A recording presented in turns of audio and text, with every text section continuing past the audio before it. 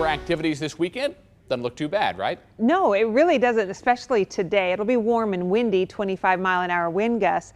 Tomorrow, you just need to navigate around some afternoon thunderstorms. Today's high, 92 degrees. The winds will be coming from the south-southwest at 15, gusting to 25 miles an hour. Highs all across the board in the low 90s. The heat index could be elevated to about 98 degrees this afternoon, but at least it's not in the triple digits. Severe weather is possible today across southern Minnesota, and since we've got people going back after last night's preseason game, I wanted to give you the first alert that you need to be aware that in southern Minnesota later this afternoon, severe storms including large hail and damaging wind will be possible. This is the current look at the radar. We have some thunderstorms slicing across Iowa, but they're not severe. There's a severe thunderstorm watch across parts of South Dakota, but as the afternoon goes on, it will become quite stormy in the area of Minneapolis over towards St. Paul and then into eastern South Dakota, but quiet travel patterns across Iowa by this afternoon.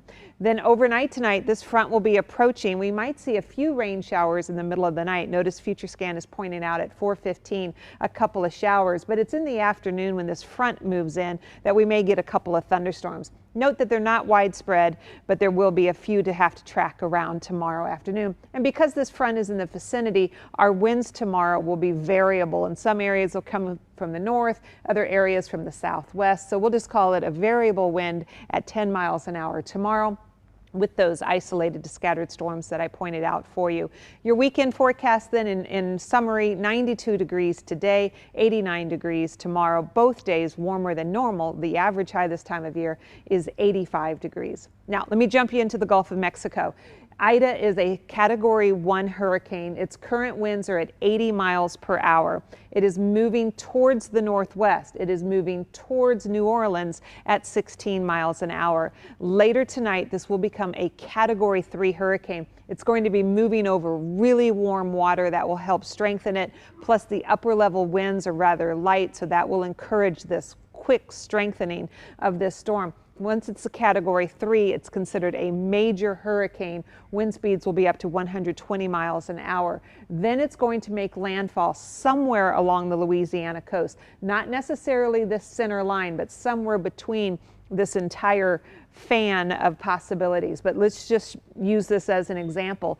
At landfall tomorrow, this is expected to become a Category 4 hurricane. Wind speeds up to 140 miles per hour near the eye of the storm. 10 to 15 foot storm surge. If you're not familiar what that is, the entire ocean water will rise 10 to 15 feet. Then there's wave action on top of that. Combine that with 8 to 20 inches of rain.